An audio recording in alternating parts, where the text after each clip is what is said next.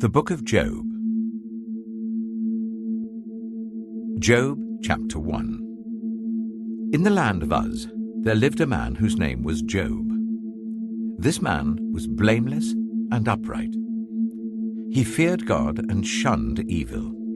He had 7 sons and 3 daughters, and he owned 7,000 sheep, 3,000 camels, 500 yoke of oxen, and 500 donkeys, and had a large number of servants. He was the greatest man among all the people of the East. His sons used to hold feasts in their homes on their birthdays, and they would invite their 3 sisters to eat and drink with them. When a period of feasting had run its course, Job would make arrangements for them to be purified. Early in the morning he would sacrifice a burnt offering for each of them, thinking, "Perhaps my children have sinned and cursed God in their hearts." This was Job's regular custom. One day, the angels came to present themselves before the Lord, and Satan also came with them. The Lord said to Satan, "Where have you come from?" Satan answered the Lord, "From roaming throughout the earth, going to and fro on it." Then the Lord said to Satan, "Have you considered my servant Job? There is no one on earth like him. He is blameless and upright, a man who fears God and shuns evil." "Does Job fear God for nothing?" Satan replied. "Have you not put a hedge around him and his household and everything he has? You have blessed the work of his hands, so that his flocks and herds are spread throughout the land. But now stretch out your hand and strike everything he has, and he will surely curse you to your face." The Lord said to Satan, "Very well then. Everything he has is in your power. But on the man himself, do not lay a finger." Then Satan went out from the presence of the Lord. One day, when Job's sons and daughters were feasting and drinking wine at the eldest brother's house, a messenger came to Job and said, "The oxen were plowing and the donkeys were grazing nearby, and the Sabeans attacked and made off with them. They put the servants to the sword, and I am the only one who has escaped to tell you." While he was still speaking, another messenger came and said, "The fire of God fell from the heavens and burned up the sheep and the servants, and I am the only one who has escaped to tell you." While he was still speaking, another messenger came and said, "The Chaldeans formed 3 raiding parties and swept down on your camels and made off with them. They put the servants to the sword, and I am the only one who has escaped to tell you." While he was still speaking, yet another messenger came and said, "Your sons and daughters were feasting and drinking wine at the eldest brother's house, when suddenly a mighty wind swept in from the desert and struck the 4 corners of the house. It collapsed on them, and they are dead. And I am the only one who has escaped to tell you." At this, Job got up and tore his robe and shaved his head. Then he fell to the ground in worship and said, "Naked I came from my mother's womb, and naked I shall depart. The Lord gave, and the Lord has taken away. May the name of the Lord be praised." In all this, Job did not sin by charging God with wrongdoing.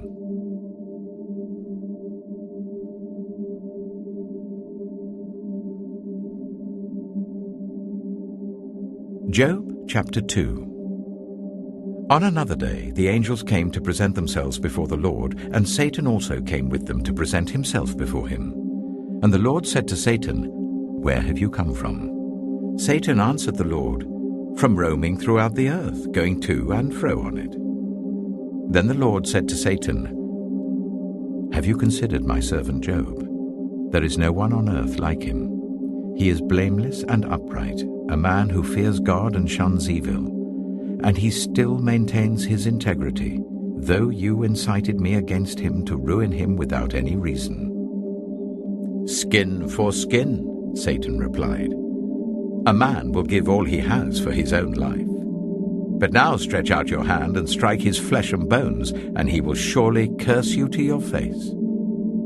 The Lord said to Satan, "Very well then, he is in your hands. But you must spare his life." So Satan went out from the presence of the Lord and afflicted Job with painful sores from the soles of his feet to the crown of his head. Then Job took a piece of broken pottery and scraped himself with it as he sat among the ashes. His wife said to him, "Are you still maintaining your integrity? Curse God and die." He replied, "You are talking like a foolish woman. Shall we accept good from God and not trouble?" In all this, Job did not sin in what he said. When Job's 3 friends, Eliphaz the Temanite, Bildad the Shuhite, and Zophar the Naamathite, heard about all the troubles that had come upon him, they set out from their homes and met together by agreement to go and sympathize with him and comfort him. When they saw him from a distance, they could hardly recognize him. They began to weep aloud, and they tore their robes and sprinkled dust on their heads. Then they sat on the ground with him for 7 days and 7 nights. No one said a word to him, because they saw how great his suffering was.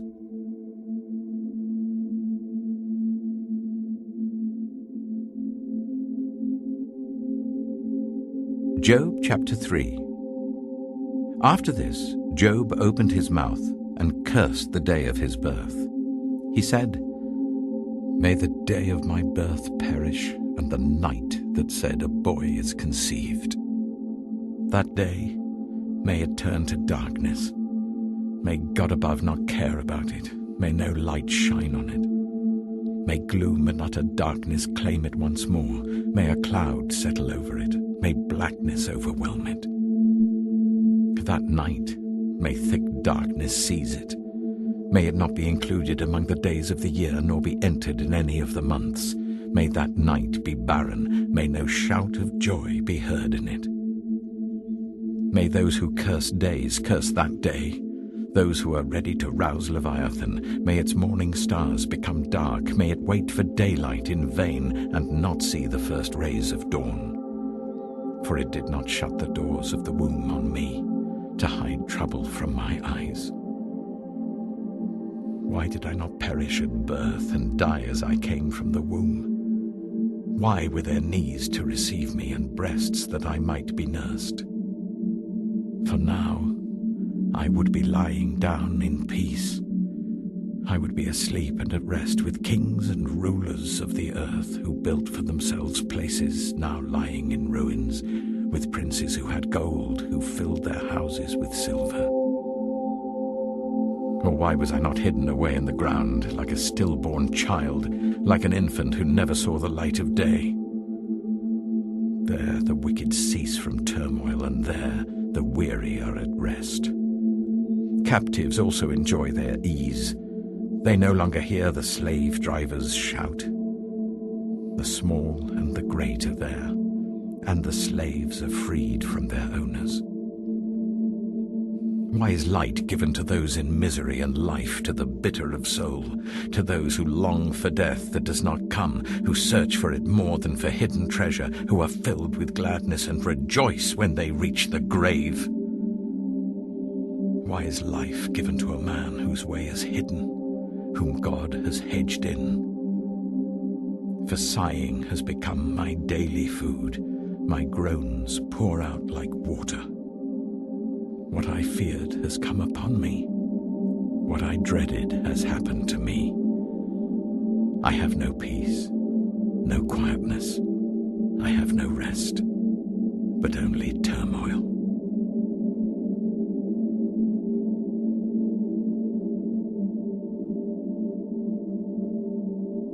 Job chapter 4.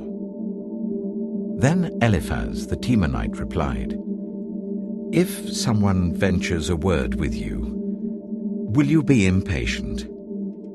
But who can keep from speaking? Think how you have instructed many, how you have strengthened feeble hands. Your words have supported those who stumbled, you have strengthened faltering knees. But now trouble comes to you, and you are discouraged. It strikes you, and you are dismayed. Should not your piety be your confidence, and your blameless ways your hope?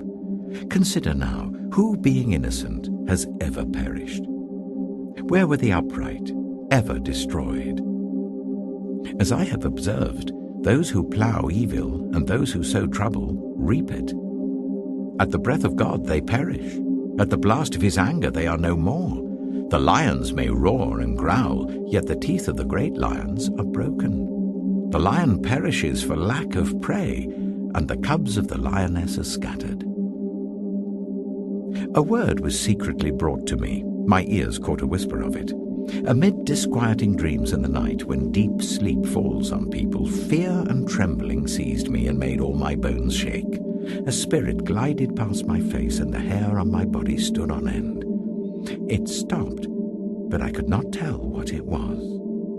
A form stood before my eyes, and I heard a hushed voice. Can a mortal be more righteous than God? Can even a strong man be more pure than his Maker? If God places no trust in his servants, if he charges his angels with error, how much more those who live in houses of clay, whose foundations are in the dust, who are crushed more readily than a moth. Between dawn and dusk they are broken to pieces. Unnoticed they perish forever. Are not the cords of their tent pulled up, so that they die without wisdom?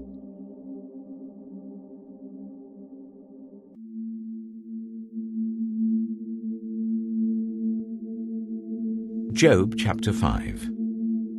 Call if you will, but who will answer you? To which of the holy ones will you turn? Resentment kills a fool, and envy slays the simple. I myself have seen a fool taking root, but suddenly his house was cursed. His children are far from safety, crushed in court without a defender. The hungry consume his harvest, taking it even from among thorns, and the thirsty pant after his wealth. For hardship does not spring from the soil, nor does trouble sprout from the ground. Yet man is born to trouble, as surely as sparks fly upwards. But if I were you, I would appeal to God. I would lay my cause before him. He performs wonders that cannot be fathomed, miracles that cannot be counted. He provides rain for the earth. He sends water on the countryside. The lowly he sets on high, and those who mourn are lifted to safety. He thwarts the plans of the crafty, so that their hands achieve no success. He catches the wise in their craftiness, and the schemes of the wily are swept away. Darkness comes upon them in the daytime. At noon they grope as in the night. He saves the needy from the sword in their mouth. He saves them from the clutches of the powerful. So the poor have hope, and injustice shuts its mouth. Blessed is the one whom God corrects. So do not despise the discipline of the Almighty. For he wounds, but he also binds up. He injures, but his hands also heal. From 6 calamities he will rescue you. In 7, no harm will touch you. In famine he will deliver you from death, and in battle from the stroke of the sword. You will be protected from the lash of the tongue, and need not fear when destruction comes. You will laugh at destruction and famine, and need not fear the wild animals. For you will have a covenant with the stones of the field, and the wild animals will be at peace with you. You will know that your tent is secure. You will take stock of your property and find nothing missing. You will know that your children will be many, and your descendants like the grass of the earth. You will come to the grave in full vigor, like sheaves gathered in season. We have examined this, and it is true. So hear it and apply it to yourself.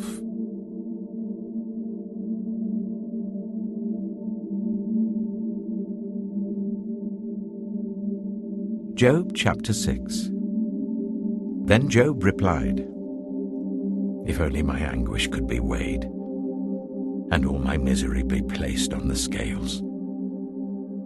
It would surely outweigh the sand of the seas. No wonder my words have been impetuous.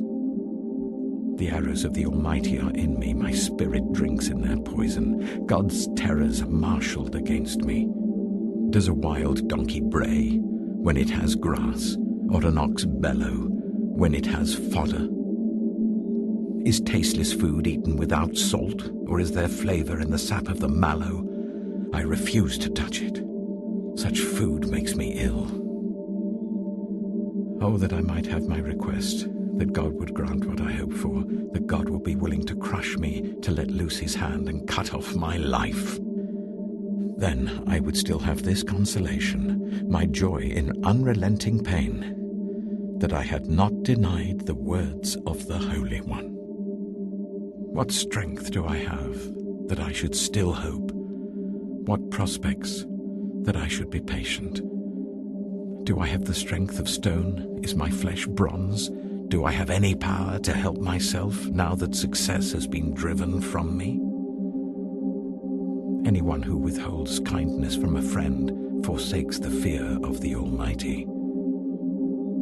But my brothers are as undependable as intermittent streams, as the streams that overflow when darkened by thawing ice and swollen with melting snow, but that stop flowing in the dry season and in the heat vanish from their channels. Caravans turn aside from their routes. They go off into the wasteland and perish. The caravans of Tema look for water. The traveling merchants of Sheba look in hope. They are distressed because they had been confident. They arrive there only to be disappointed. Now you, too, have proved to be of no help. You see something dreadful and are afraid.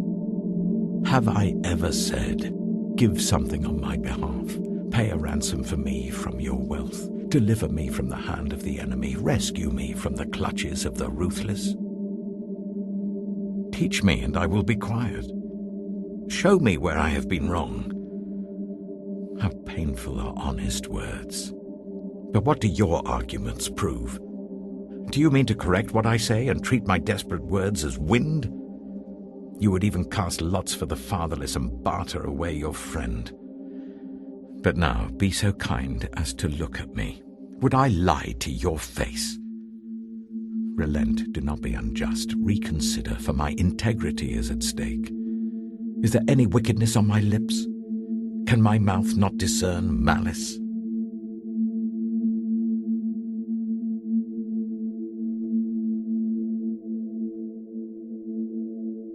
Job chapter 7. Do not mortals have hard service on earth? Are not their days like those of hired laborers? Like a slave longing for the evening shadows, or a hired laborer waiting to be paid, so I have been allotted months of futility, and nights of misery have been assigned to me. When I lie down, I think, how long before I get up? The night drags on, and I toss and turn until dawn. My body is clothed with worms and scabs. My skin is broken and festering. My days are swifter than a weaver's shuttle, and they come to an end without hope. Remember, O God, that my life is but a breath. My eyes will never see happiness again. The eye that now sees me will see me no longer. You will look for me, but I will be no more. As a cloud vanishes and is gone, so one who goes down to the grave does not return. He will never come to his house again. His place will know him no more. Therefore I will not keep silent. I will speak out in the anguish of my spirit. I will complain in the bitterness of my soul. Am I the sea, or the monster of the deep, that you put me under guard? When I think my bed will comfort me, and my couch will ease my complaint, even then you frighten me with dreams and terrify me with visions, so that I prefer strangling and death rather than this body of mine. I despise my life. I would not live forever. Let me alone. My days have no meaning. What is mankind that you make so much of them, that you give them so much attention, that you examine them every morning and test them every moment? Will you never look away from me, or let me alone even for an instant? If I have sinned, what have I done to you? You who see everything we do. Why have you made me your target? Have I become a burden to you? Why do you not pardon my offenses and forgive my sins? For I shall soon lie down in the dust. You will search for me, but I shall be no more.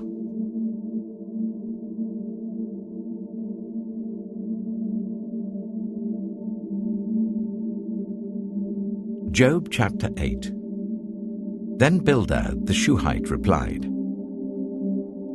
How long will you say such things? Your words are a blustering wind. Does God pervert justice?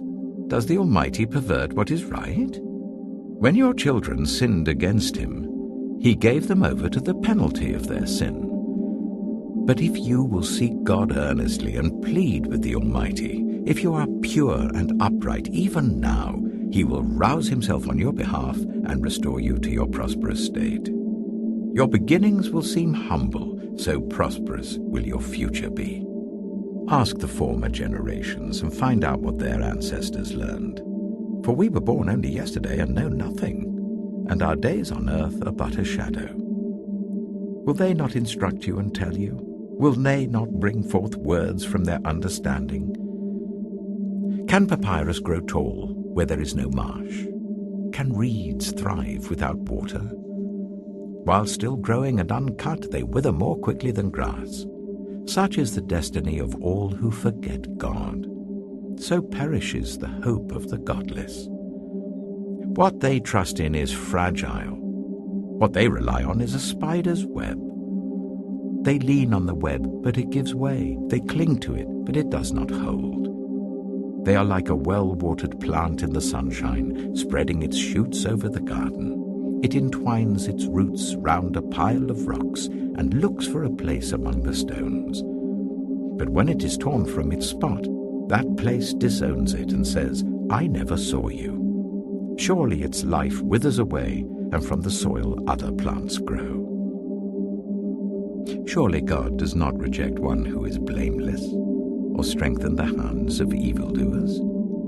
He will yet fill your mouth with laughter and your lips with shouts of joy. Your enemies will be clothed in shame, and the tents of the wicked will be no more.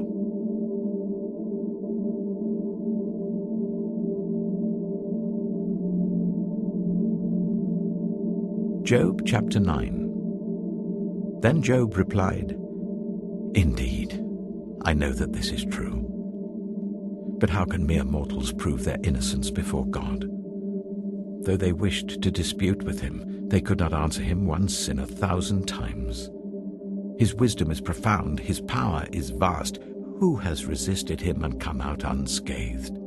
He moves mountains without their knowing it and overturns them in his anger. He shakes the earth from its place and makes its pillars tremble. He speaks to the sun, and it does not shine. He seals off the light of the stars. He alone stretches out the heavens and treads on the waves of the sea. He is the maker of the Bear and Orion, the Pleiades and the constellations of the south. He performs wonders that cannot be fathomed, miracles that cannot be counted. When he passes me, I cannot see him. When he goes by, I cannot perceive him. If he snatches away, who can stop him? Who can say to him, What are you doing? God does not restrain his anger. Even the cohorts of Rahab cowered at his feet. How then can I dispute with him? How can I find words to argue with him? Though I were innocent, I could not answer him. I could only plead with my judge for mercy. Even if I summoned him and he responded, I do not believe he would give me a hearing. He would crush me with a storm and multiply my wounds for no reason. He would not let me catch my breath, but would overwhelm me with misery. If it is a matter of strength, he is mighty. And if it is a matter of justice, who can challenge him? Even if I were innocent, my mouth would condemn me. If I were blameless, it would pronounce me guilty. Although I am blameless, I have no concern for myself. I despise my own life. It is all the same. That is why I say he destroys both the blameless and the wicked. When a scourge brings sudden death, he mocks the despair of the innocent. When a land falls into the hands of the wicked, he blindfolds its judges. If it is not he, then who is it? My days are swifter than a runner. They fly away without a glimpse of joy. They skim past like boats of papyrus, like eagles swooping down on their prey. If I say, I will forget my complaint, I will change my expression and smile, I still dread all my sufferings, for I know you will not hold me innocent. Since I am already found guilty, why should I struggle in vain? Even if I washed myself with soap and my hands with cleansing powder, you would plunge me into a slime pit so that even my clothes would detest me. He is not a mere mortal like me, that I might answer him, that we might confront each other in court. If only there was someone to mediate between us, someone to bring us together, someone to remove God's rod from me, so that his terror would frighten me no more. Then I would speak up without fear of him. But as it now stands with me, I cannot.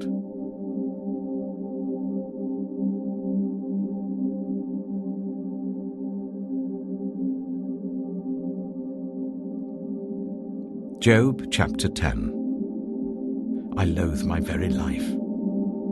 Therefore I will give free rein to my complaint and speak out in the bitterness of my soul. I say to God, do not declare me guilty, but tell me what charges you have against me.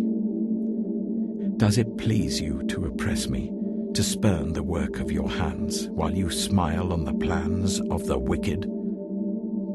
Do you have eyes of flesh? Do you see as a mortal sees? Are your days like those of a mortal, or your years like those of a strong man, that you must search out my faults and probe after my sin? Though you know that I am not guilty, and that no one can rescue me from your hand. Your hands shaped me and made me. Will you now turn and destroy me? Remember that you molded me like clay. Will you now turn me to dust again? Did you not pour me out like milk and curdle me like cheese, clothe me with skin and flesh and knit me together with bones and sinews? You gave me life and showed me kindness, and in your providence watched over my spirit. But this is what you concealed in your heart, and I know that this was in your mind. If I sinned, you would be watching me, and would not let my offense go unpunished. If I am guilty, woe to me. Even if I am innocent, I cannot lift up my head, for I am full of shame and drowned in my affliction. If I hold my head high, you stalk me like a lion, and again display your awesome power against me. You bring new witnesses against me, and increase your anger towards me. Your forces come against me, wave upon wave. Why then did you bring me out of the womb? I wish I had died before any eye saw me. If only I had never come into being, or had been carried straight from the womb to the grave. Are not my few days almost over? Turn away from me so that I can have a moment's joy before I go to the place of no return, to the land of gloom and utter darkness, to the land of deepest night, of utter darkness and disorder, where even the light is like darkness.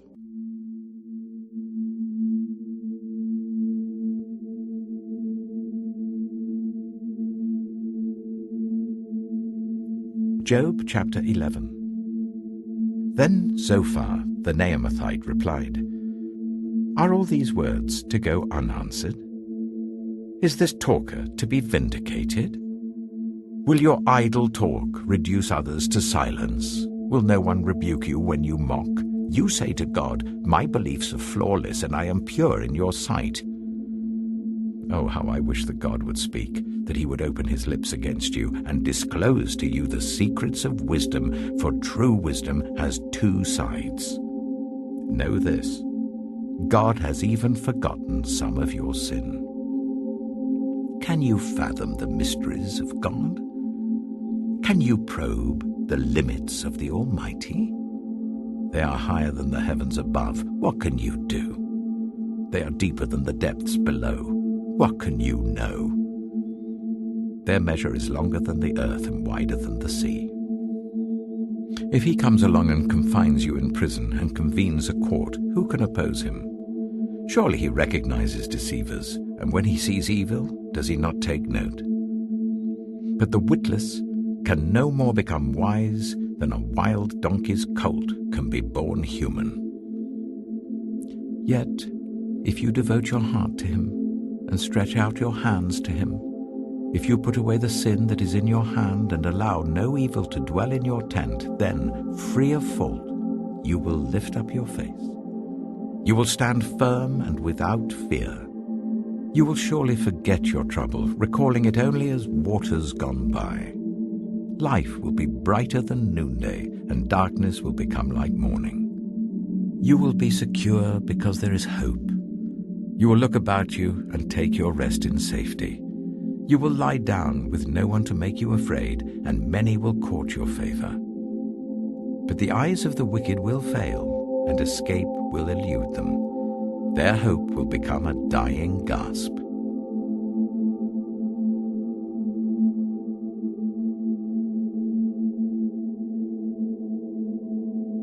Job chapter 12. Then Job replied, "Doubtless you are the only people who matter, and wisdom will die with you. But I have a mind as well as you. I'm not inferior to you. Who does not know all these things? I have become a laughingstock to my friends, though I called on God and he answered, a mere laughingstock, though righteous and blameless.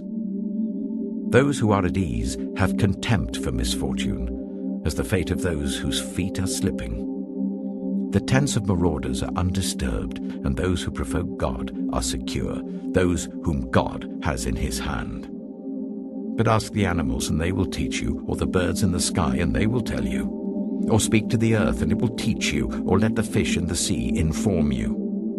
Which of all these does not know that the hand of the Lord has done this? In his hand is the life of every creature and the breath of all mankind. Does not the ear test words as the tongue tastes food? Is not wisdom found among the aged? Does not long life bring understanding? To God belong wisdom and power. Counsel and understanding are his. What he tears down cannot be rebuilt. Those he imprisons cannot be released. If he holds back the waters, there is drought. If he lets them loose, they devastate the land. To him belong strength and insight. Both deceived and deceiver are his. He leads rulers away, stripped, and makes fools of judges. He takes off the shackles put on by kings and ties a loincloth around their waist. He leads priests away, stripped, and overthrows officials long established. He silences the lips of trusted advisers and takes away the discernment of elders. He pours contempt on nobles and disarms the mighty. He reveals the deep things of darkness and brings utter darkness into the light. He makes nations great and destroys them. He enlarges nations and disperses them. He deprives the leaders of the earth of their reason. He makes them wander in a trackless waste. They grope in darkness with no light. He makes them stagger like drunkards.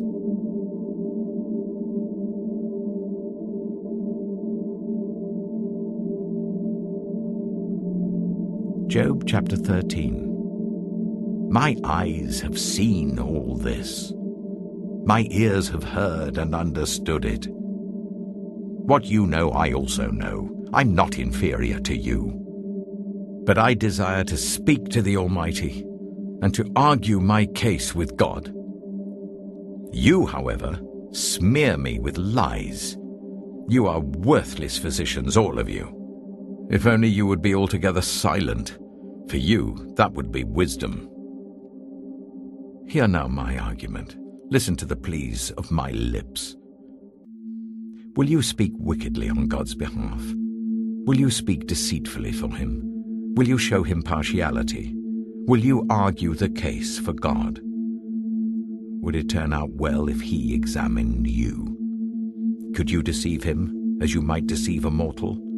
He would surely call you to account if you secretly showed partiality. Would not his splendor terrify you? Would not the dread of him fall on you? Your maxims are proverbs of ashes. Your defenses are defenses of clay. Keep silent and let me speak. Then let come to me what may. Why do I put myself in jeopardy and take my life in my hands? Though he slay me, yet will I hope in him.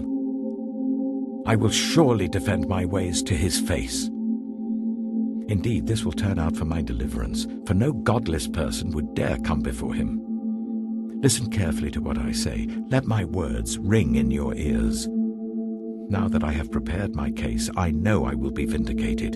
Can anyone bring charges against me? If so, I will be silent and die. Only grant me these two things, God, and then I will not hide from you. Withdraw your hand far from me, and stop frightening me with your terrors. Then summon me and I will answer, or let me speak, and you reply to me. How many wrongs and sins have I committed? Show me my offense and my sin. Why do you hide your face and consider me your enemy? Will you torment a wind-blown leaf? Will you chase after dry chaff? For you write down bitter things against me and make me reap the sins of my youth. You fasten my feet in shackles. You keep close watch on all my paths by putting marks on the soles of my feet. So man wastes away like something rotten, like a garment eaten by moths.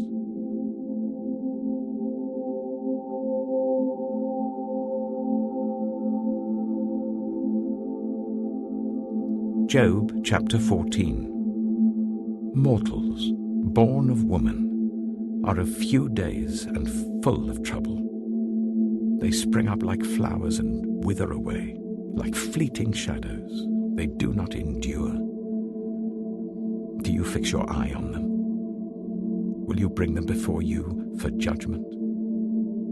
Who can bring what is pure from the impure? No one. A person's days are determined. You have decreed the number of his months and have set limits he cannot exceed. So look away from him and let him alone, till he has put in his time like a hired laborer. At least there is hope for a tree. If it is cut down, it will sprout again, and its new shoots will not fail. Its roots may grow old in the ground, and its stump die in the soil, yet at the scent of water it will bud and put forth shoots like a plant. But a man dies and is laid low. He breathes his last and is no more. As the water of a lake dries up, or a riverbed becomes parched and dry, so he lies down and does not rise. Till the heavens are no more, people will not awake or be roused from their sleep. If only you would hide me in the grave, and conceal me till your anger has passed. If only you would set me a time and then remember me. If someone dies, will they live again? All the days of my hard service I will wait for my renewal to come. You will call, and I will answer you. You will long for the creature your hands have made. Surely then you will count my steps, but not keep track of my sin. My offenses will be sealed up in a bag. You will cover over my sin. But as a mountain erodes and crumbles, and as a rock is moved from its place, as water wears away stones and torrents wash away the soil, so you destroy a person's hope. You overpower them once for all, and they are gone. You change their countenance and send them away. If their children are honored, they do not know it. If their children are brought low, they do not see it. They feel but the pain of their own bodies and mourn only for themselves.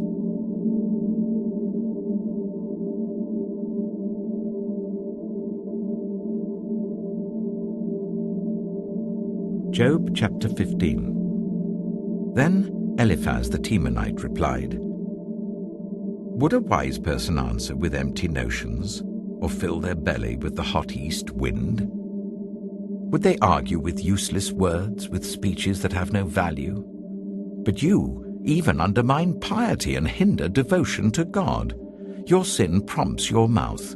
You adopt the tongue of the crafty. Your own mouth condemns you, not mine. Your own lips testify against you. Are you the first man ever born? Were you brought forth before the hills? Do you listen in on God's counsel? Do you have a monopoly on wisdom? What do you know that we do not know? What insights do you have that we do not have? The grey-haired and the aged are on our side, men even older than your father. Are God's consolations not enough for you, words spoken gently to you? Why has your heart carried you away, and why do your eyes flash, so that you vent your rage against God and pour out such words from your mouth? What are mortals, that they could be pure? Or those born of woman, that they could be righteous? If God places no trust in his holy ones, if even the heavens are not pure in his eyes, how much less mortals, who are vile and corrupt, who drink up evil like water? Listen to me, and I will explain to you. Let me tell you what I have seen, what the wise have declared, hiding nothing received from their ancestors, to whom alone the land was given when no foreigners moved among them. All his days the wicked man suffers torment, the ruthless man, through all the years stored up for him. Terrifying sounds fill his ears. When all seems well, marauders attack him. He despairs of escaping the realm of darkness. He is marked for the sword. He wanders about for food like a vulture. He knows the day of darkness is at hand. Distress and anguish fill him with terror. Troubles overwhelm him, like a king poised to attack, because he shakes his fist at God and vaunts himself against the Almighty, defiantly charging against him with a thick, strong shield. Though his face is covered with fat, and his waist bulges with flesh, he will inhabit ruined towns and houses where no one lives, houses crumbling to rubble. He will no longer be rich, and his wealth will not endure, nor will his possessions spread over the land. He will not escape the darkness. A flame will wither his shoots, and the breath of God's mouth will carry him away. Let him not deceive himself by trusting what is worthless, for he will get nothing in return. Before his time he will wither, and his branches will not flourish. He will be like a vine stripped of its unripe grapes, like an olive tree shedding its blossoms. For the company of the godless will be barren, and fire will consume the tents of those who love bribes. They conceive trouble and give birth to evil. Their womb fashions deceit.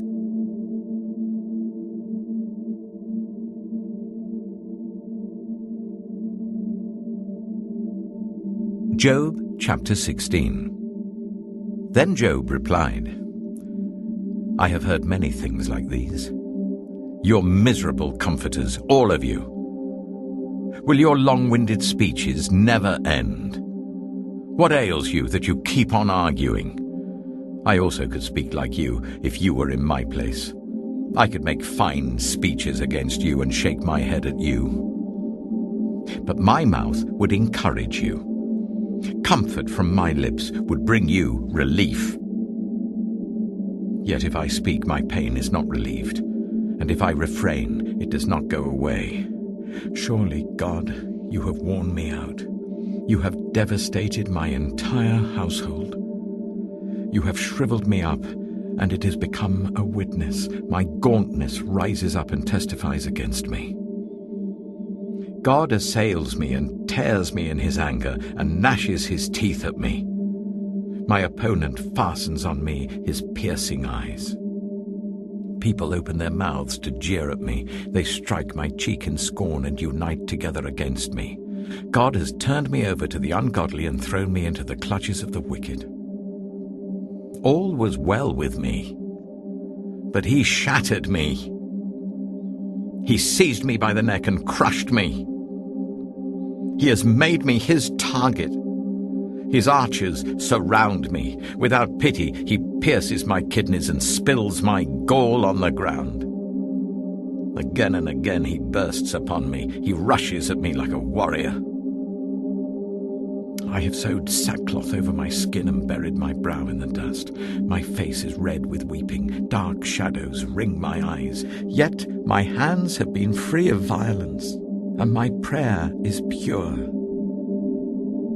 Earth, do not cover my blood. May my cry never be laid to rest.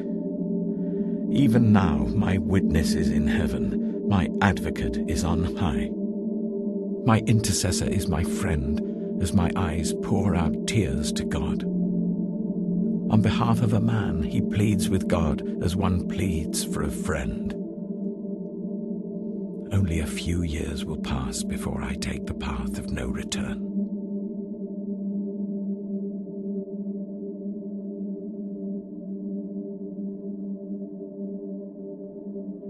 Job chapter 17. My spirit is broken, my days are cut short, the grave awaits me.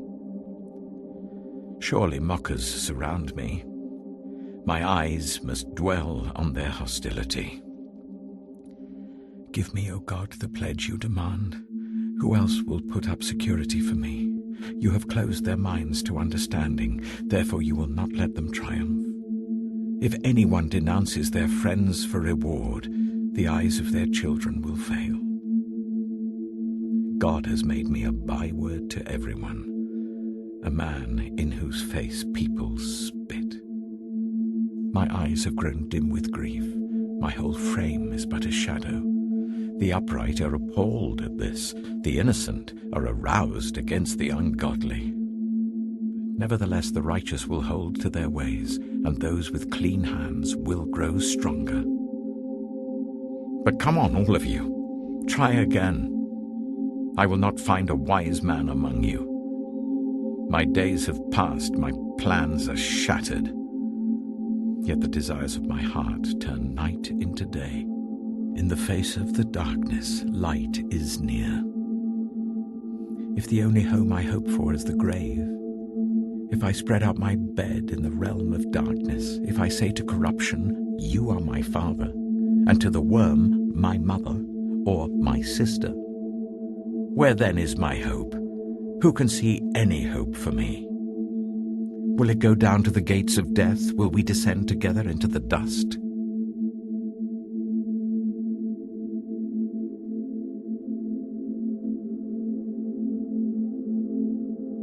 Job chapter 18. Then Bildad the Shuhite replied, When will you end these speeches?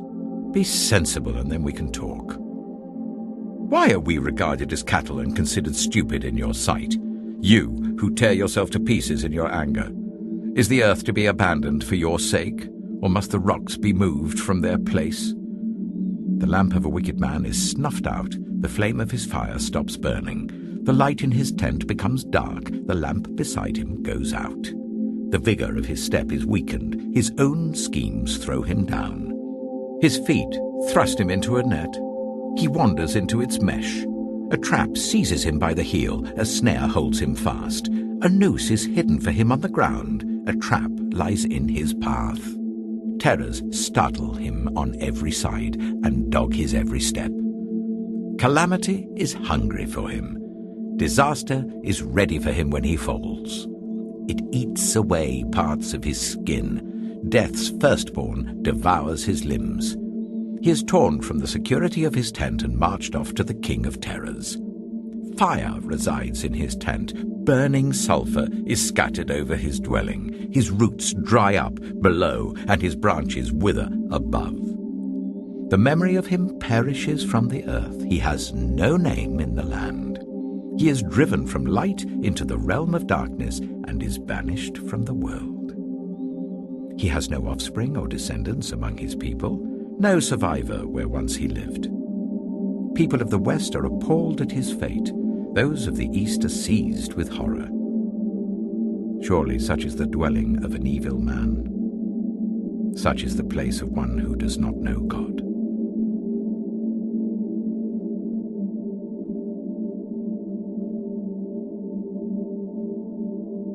Job chapter 19. Then Job replied, "How long will you torment me and crush me with words? 10 times now you have reproached me. Shamelessly you attack me. If it is true that I have gone astray, my error remains my concern alone. If indeed you would exalt yourselves above me and use my humiliation against me, then know that God has wronged me and drawn his net around me. Though I cry, 'Violence,' I get no response. Though I call for help, there is no justice. He has blocked my way so that I cannot pass. He has shrouded my paths in darkness. He has stripped me of my honor and removed the crown from my head. He tears me down on every side till I am gone. He uproots my hope like a tree. His anger burns against me. He counts me among his enemies. His troops advance in force.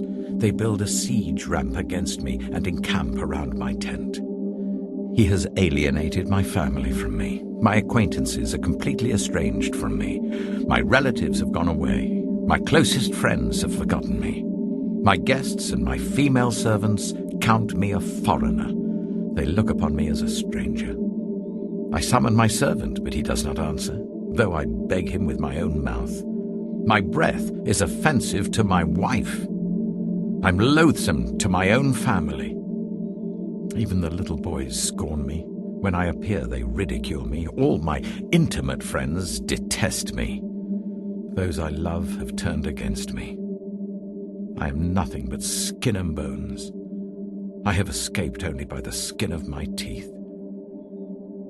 Have pity on me, my friends. Have pity, for the hand of God has struck me. Why do you pursue me as God does? Will you never get enough of my flesh? Oh, that my words were recorded, that they were written on a scroll, that they were inscribed with an iron tool on lead or engraved in rock forever. I know that my Redeemer lives, and that in the end he will stand on the earth. And after my skin has been destroyed, yet in my flesh I will see God. I myself will see him with my own eyes, I and not another. How my heart yearns within me. If you say, "How we will hound him, since the root of the trouble lies in him," you should fear the sword yourselves. For wrath will bring punishment by the sword, and then you will know that there is judgment.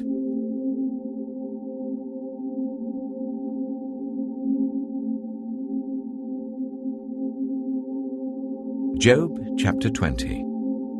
Then Zophar the Naamathite replied, "My troubled thoughts prompt me to answer because I am greatly disturbed. I hear a rebuke that dishonors me, and my understanding inspires me to reply. Surely you know how it has been from old, ever since mankind was placed on the earth, that the mirth of the wicked is brief, the joy of the godless lasts but a moment.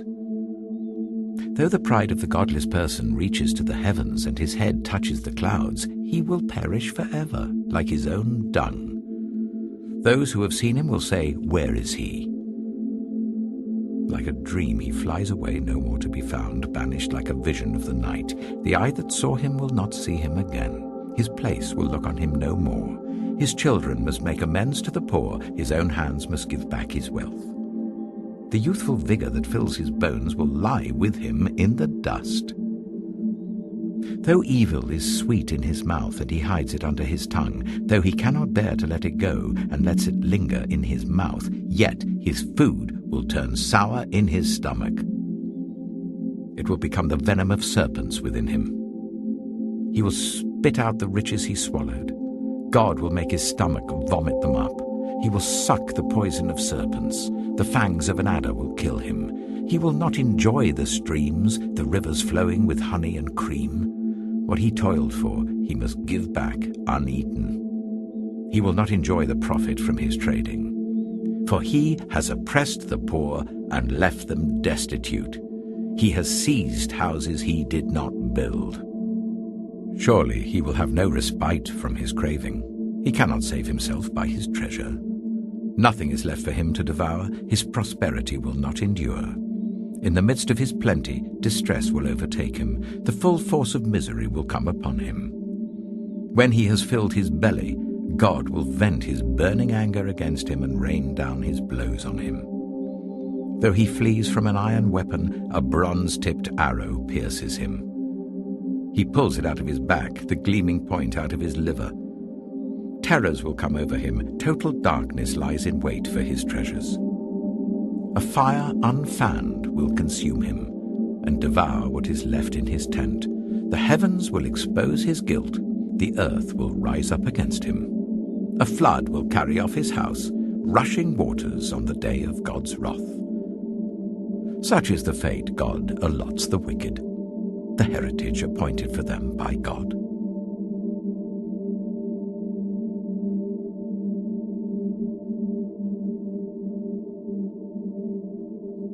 Job chapter 21. Then Job replied, "Listen carefully to my words. Let this be the consolation you give me. Bear with me while I speak, and after I have spoken, mock on. Is my complaint directed to a human being? Why should I not be impatient? Look at me and be appalled. Clap your hand over your mouth. When I think about this, I'm terrified. Trembling seizes my body. Why do the wicked live on, growing old and increasing in power? They see their children established around them, their offspring before their eyes. Their homes are safe and free from fear. The rod of God is not on them. Their bulls never fail to breed. Their cows calve and do not miscarry. They send forth their children as a flock. Their little ones dance about. They sing to the music of tambourine and lyre. They make merry to the sound of the pipe. They spend their years in prosperity and go down to the grave in peace. Yet they say to God, 'Leave us alone. We have no desire to know your ways. Who is the Almighty that we should serve him? What would we gain by praying to him?' But their prosperity is not in their own hands. So I stand aloof from the plans of the wicked. Yet how often is the lamp of the wicked snuffed out? How often does calamity come upon them, the fate God allots in his anger? How often are they like straw before the wind, like chaff swept away by a gale? It is said, 'God stores up the punishment of the wicked for their children.' Let him repay the wicked, so that they themselves will experience it. Let their own eyes see their destruction. Let them drink the cup of the wrath of the Almighty. For what do they care about the families they leave behind when their allotted months come to an end? Can anyone teach knowledge to God, since he judges even the highest? One person dies in full vigor, completely secure and at ease, well nourished in body, bones rich with marrow.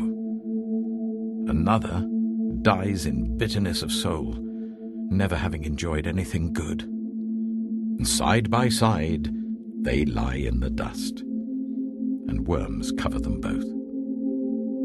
I know full well what you're thinking, the schemes by which you would wrong me. You say, 'Where now is the house of the great, the tents where the wicked lived?' Have you never questioned those who travel? Have you paid no regard to their accounts?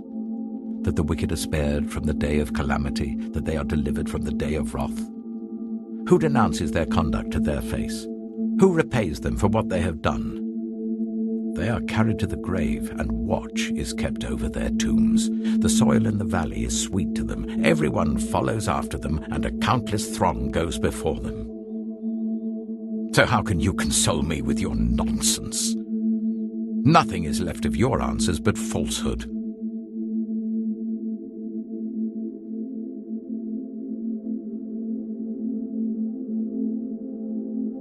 Job chapter 22. Then Eliphaz the Temanite replied, "Can a man be of benefit to God? Can even a wise person benefit him? What pleasure would it give the Almighty if you were righteous? What would he gain if your ways were blameless? Is it for your piety that he rebukes you and brings charges against you? Is not your wickedness great? Are not your sins endless? You demanded security from your relatives for no reason. You stripped people of their clothing, leaving them naked.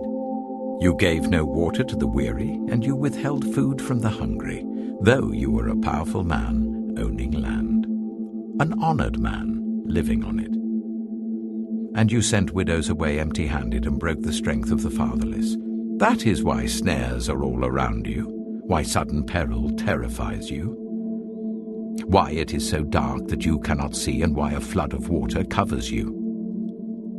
Is not God in the heights of heaven? And see how lofty are the highest stars. Yet you say, what does God know? Does he judge through such darkness? Thick clouds veil him, so he does not see us as he goes about in the vaulted heavens. Will you keep to the old path that the wicked have trod? They were carried off before their time, their foundations washed away by a flood. They said to God, leave us alone. What can the Almighty do to us? Yet it was he who filled their houses with good things. So I stand aloof from the plans of the wicked. The righteous see their ruin and rejoice. The innocent mock them, saying, surely our foes are destroyed, and fire devours their wealth. Submit to God and be at peace with him. In this way prosperity will come to you. Accept instruction from his mouth and lay up his words in your heart. If you return to the Almighty, you will be restored. If you remove wickedness far from your tent and assign your nuggets to the dust, your gold of Ophir to the rocks in the ravines, then the Almighty will be your gold, the choicest silver for you. Surely then you will find delight in the Almighty and will lift up your face to God. You will pray to him and he will hear you, and you will fulfill your vows. What you decide on will be done, and light will shine on your ways. When people are brought low and you say, lift them up, then he will save the downcast. He will deliver even one who is not innocent, who will be delivered through the cleanness of your hands.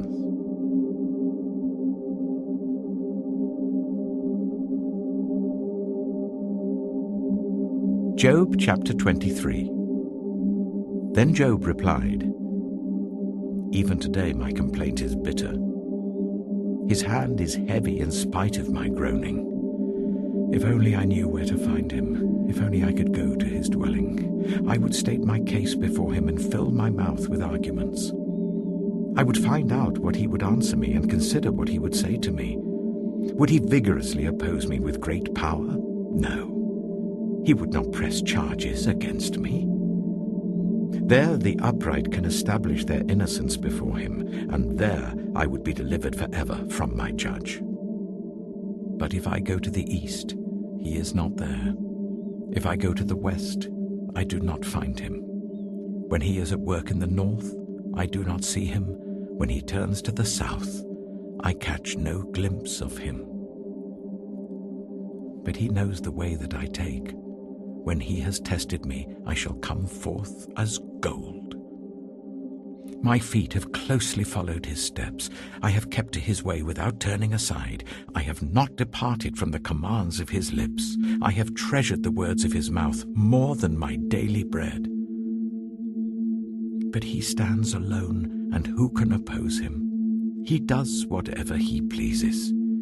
He carries out his decree against me, and many such plans he still has in store. That is why I am terrified before him. When I think of all this, I fear him.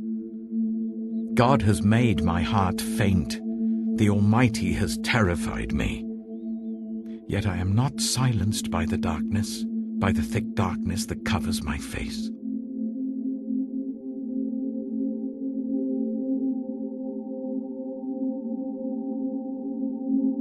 Job chapter 24.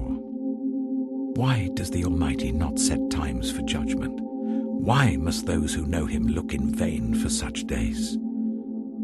There are those who move boundary stones. They pasture flocks they have stolen. They drive away the orphan's donkey and take the widow's ox in pledge. They thrust the needy from the path and force all the poor of the land into hiding. Like wild donkeys in the desert, the poor go about their labor of foraging food. The wasteland provides food for their children. They gather fodder in the fields and glean in the vineyards of the wicked. Lacking clothes, they spend the night naked. They have nothing to cover themselves in the cold. They are drenched by mountain rains and hug the rocks for lack of shelter. The fatherless child is snatched from the breast. The infant of the poor is seized for a debt. Lacking clothes, they go about naked. They carry the sheaves but still go hungry. They crush olives among the terraces. They tread the wine presses, yet suffer thirst. The groans of the dying rise from the city, and the souls of the wounded cry out for help. But God charges no one with wrongdoing. There are those who rebel against the light, who do not know its ways or stay in its paths. When daylight is gone, the murderer rises up, kills the poor and needy, and in the night steals forth like a thief. The eye of the adulterer watches for dusk. He thinks, no eye will see me, and he keeps his face concealed. In the dark, thieves break into houses, but by day they shut themselves in. They want nothing to do with the light. For all of them, midnight is their morning. They make friends with the terrors of darkness. Yet they are foam on the surface of the water. Their portion of the land is cursed, so that no one goes to the vineyards. As heat and drought snatch away the melted snow, so the grave snatches away those who have sinned. The womb forgets them, the worm feasts on them. The wicked are no longer remembered, but are broken like a tree. They prey on the barren and childless woman, and to the widow they show no kindness. But God drags away the mighty by his power. Though they become established, they have no assurance of life. He may let them rest in a feeling of security, but his eyes are on their ways. For a little while they are exalted, and then they are gone. They are brought low and gathered up like all others. They are cut off like ears of corn. If this is not so, who can prove me false and reduce my words to nothing?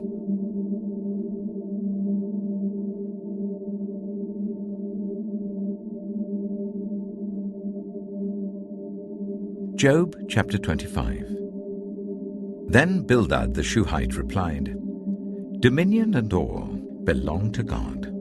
He establishes order in the heights of heaven. Can his forces be numbered? On whom does his light not rise? How then can a mortal be righteous before God? How can one born of woman be pure? If even the moon is not bright and the stars are not pure in his eyes, how much less a mortal, who is but a maggot, a human being, who is only a worm.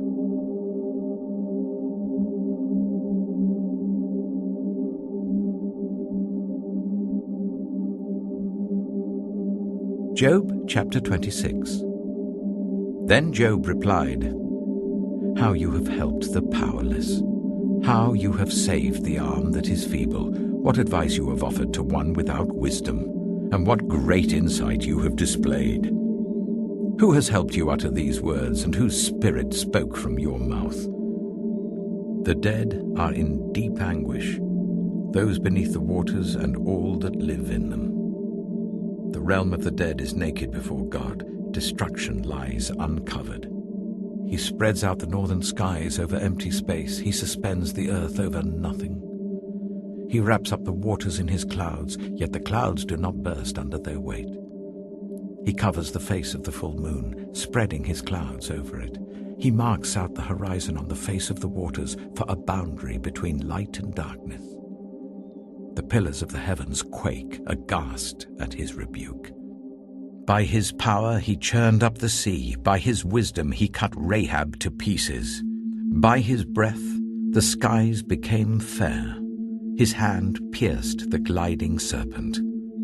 And these are but the outer fringe of his works. How faint the whisper we hear of him. Who then can understand the thunder of his power?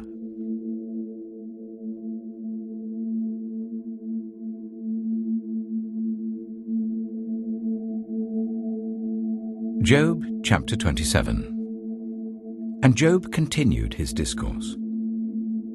As surely as God lives, who has denied me justice, the Almighty who has made my life bitter. As long as I have life within me, the breath of God in my nostrils, my lips will not say anything wicked, and my tongue will not utter lies. I will never admit you are in the right. Till I die, I will not deny my integrity. I will maintain my innocence and never let go of it. My conscience will not reproach me as long as I live. May my enemy be like the wicked, my adversary like the unjust. For what hope have the godless when they are cut off, when God takes away their life? Does God listen to their cry when distress comes upon them? Will they find delight in the Almighty? Will they call on God at all times? I will teach you about the power of God. The ways of the Almighty I will not conceal.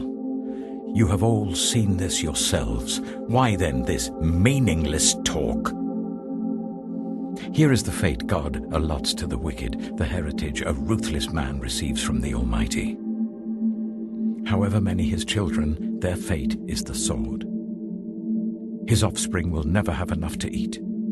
The plague will bury those who survive him, and their widows will not weep for them.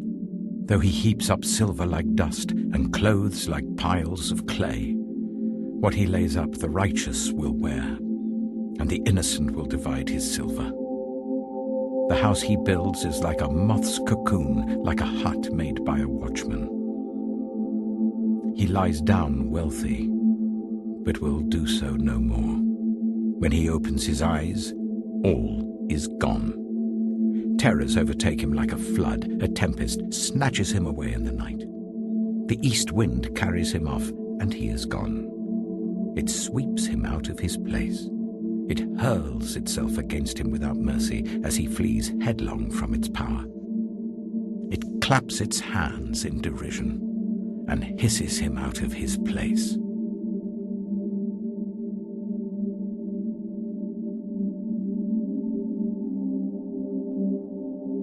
Job chapter 28. There is a mine for silver, and a place where gold is refined. Iron is taken from the earth, and copper is smelted from ore. Mortals put an end to the darkness.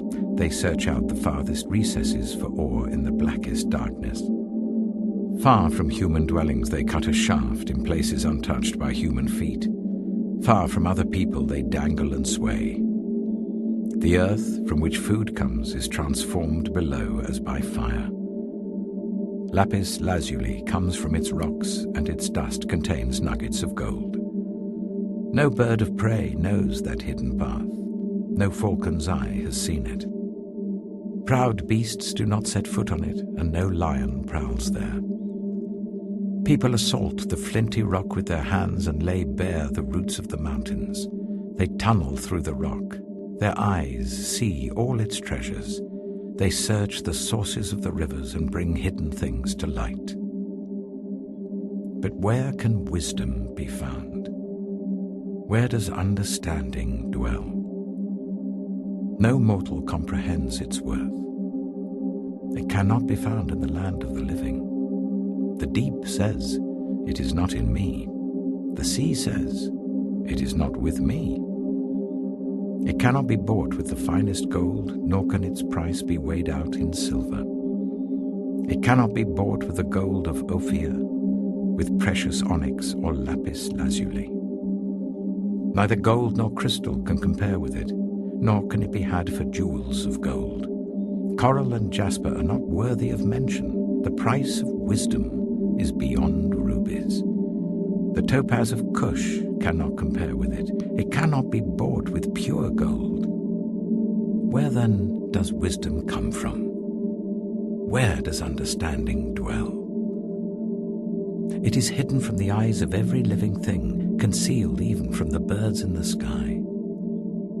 Destruction and death say, only a rumor of it has reached our ears. God understands the way to it, and he alone knows where it dwells. For he views the ends of the earth and sees everything under the heavens. When he established the force of the wind and measured out the waters, when he made a decree for the rain and a path for the thunderstorm, then he looked at wisdom and appraised it. He confirmed it and tested it. And he said to the human race, the fear of the Lord, that is wisdom, and to shun evil is understanding.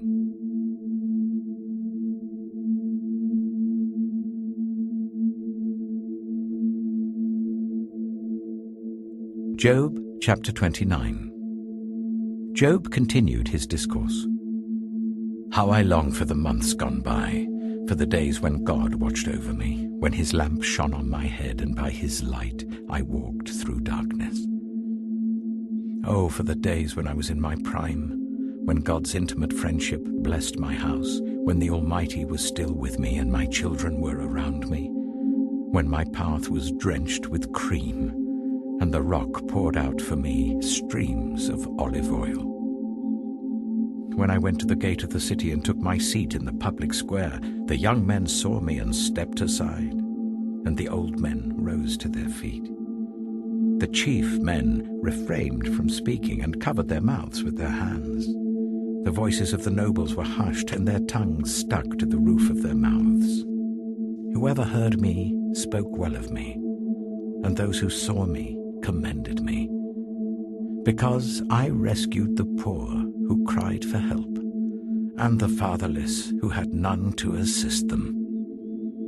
The one who was dying blessed me. I made the widow's heart sing. I put on righteousness as my clothing, justice was my robe and my turban. I was eyes to the blind and feet to the lame. I was a father to the needy. I took up the case of the stranger. I broke the fangs of the wicked and snatched the victims from their teeth. I thought, I shall die in my own house, my days as numerous as the grains of sand. My roots will reach to the water, and the dew will lie all night on my branches. My glory will not fade. The bow will be ever new in my hand. People listened to me expectantly, waiting in silence for my counsel. After I had spoken, they spoke no more. My words fell gently on their ears. They waited for me as for showers, and drank in my words as the spring rain. When I smiled at them, they scarcely believed it. The light of my faith was precious to them. I chose the way for them and sat as their chief. I dwelt as a king among his troops. I was like one who comforts mourners.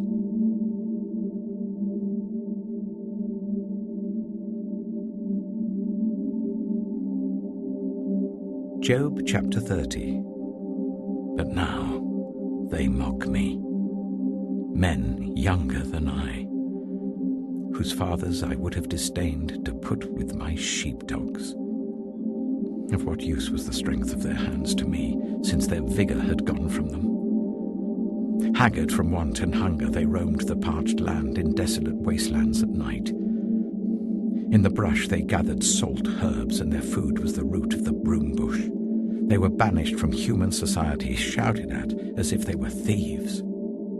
They were forced to live in the dry stream beds, among the rocks and in holes in the ground. They brayed among the bushes and huddled in the undergrowth.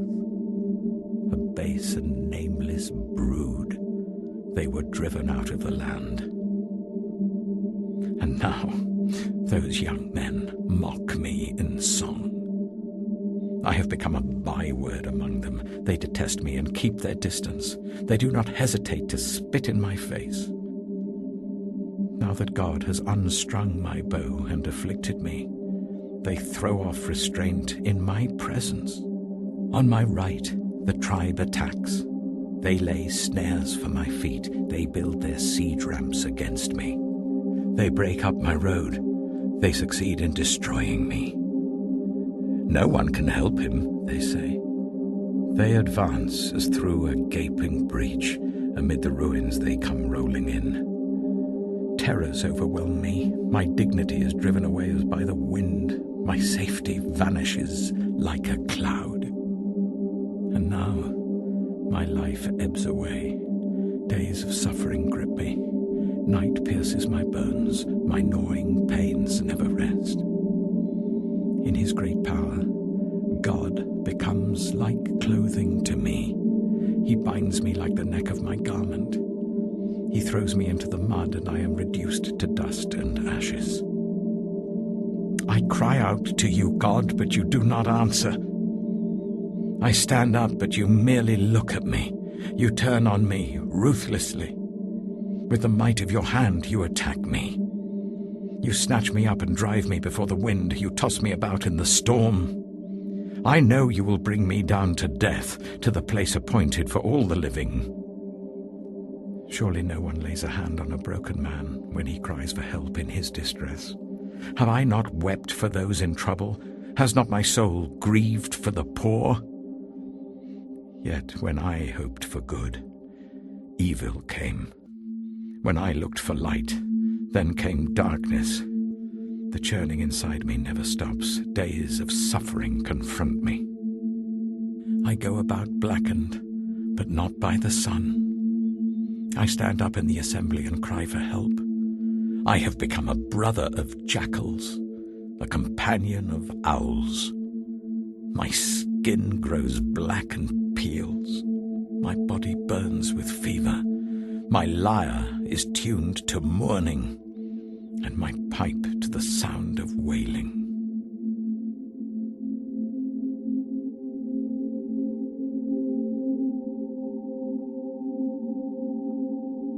Job chapter 31. I made a covenant with my eyes, not to look lustfully at a young woman. For what is our lot from God above, our heritage from the Almighty on high? Is it not ruin for the wicked? Disaster for those who do wrong? Does he not see my ways and count my every step? If I have walked with falsehood, or my foot has hurried after deceit, let God weigh me in honest scales, and he will know that I am blameless. If my steps have turned from the path, if my heart has been led by my eyes, or if my hands have been defiled, then may others eat what I have sown, and may my crops be uprooted. If my heart has been enticed by a woman, or if I have lurked at my neighbor's door, then may my wife grind another man's grain, and may other men sleep with her. For that would have been wicked, a sin to be judged. It is a fire that burns to destruction. It would have uprooted my harvest. If I have denied justice to any of my servants, whether male or female, when they had a grievance against me, what will I do when God confronts me? What will I answer when called to account? Did not he who made me in the womb make them? Did not the same one form us both within our mothers?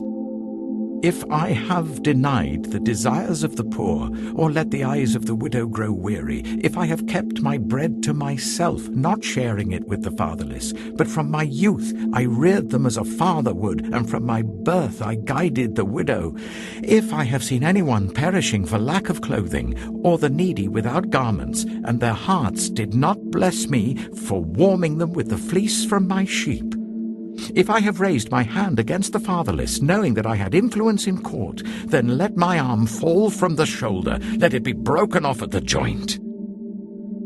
For I dreaded destruction from God, and for fear of his splendor I could not do such things. If I have put my trust in gold, or said to pure gold, you are my security, If I have rejoiced over my great wealth, the fortune my hands had gained, if I have regarded the sun in its radiance, or the moon moving in splendor, so that my heart was secretly enticed and my hand offered them a kiss of homage, then these also would be sins to be judged, for I would have been unfaithful to God on high. If I have rejoiced at my enemy's misfortune, or gloated over the trouble that came to him, I have not allowed my mouth to sin by invoking a curse against their life. If those of my household have never said, "Who has not been filled with Job's meat?" But no stranger had to spend the night in the street, for my door was always open to the traveler. If I have concealed my sin, as people do, by hiding my guilt in my heart, because I so feared the crowd and so dreaded the contempt of the clans, that I kept silent and would not go outside. Oh, that I had someone to hear me. I sign now my defense. Let the Almighty answer me. Let my accuser put his indictment in writing. Surely I would wear it on my shoulder. I would put it on like a crown. I would give him an account of my every step. I would present it to him as to a ruler. If my land cries out against me and all its furrows are wet with tears, if I have devoured its yield without payment or broken the spirit of its tenants, then let briars come up instead of wheat and stinkweed instead of barley. The words of Job are ended.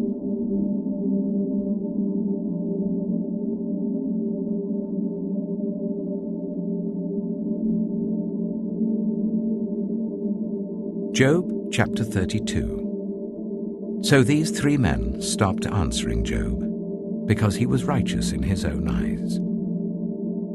But Elihu, son of Barachel, the Buzite of the family of Ram, became very angry with Job for justifying himself rather than God. He was also angry with the three friends because they had found no way to refute Job and yet had condemned him. Now Elihu had waited before speaking to Job because they were older than he. But when he saw that the three men had nothing more to say, his anger was aroused. So Elihu, son of Barachel the Buzite, said, "I am young in years and you are old. That is why I was fearful, not daring to tell you what I know. I thought age should speak, advanced years should teach wisdom. But it is the spirit in a person, the breath of the Almighty, that gives them understanding. It is not only the old who are wise, not only the aged who understand what is right. Therefore I say, listen to me. I too will tell you what I know. I waited while you spoke. I listened to your reasoning. While you were searching for words, I gave you my full attention. But not one of you has proved Job wrong. None of you has answered his arguments. Do not say, 'We have found wisdom.' Let God, not a man, refute him. But Job has not marshaled his words against me, and I will not answer him with your arguments. They are dismayed and have no more to say. Words have failed them. Must I wait now that they are silent, now that they stand there with no reply? I too will have my say. I too will tell what I know. For I am full of words, and the spirit within me compels me. Inside I'm like bottled up wine, like new wineskins ready to burst. I must speak and find relief. I must open my lips and reply. I will show no partiality, nor will I flatter anyone. For if I were skilled in flattery, my Maker would soon take me away.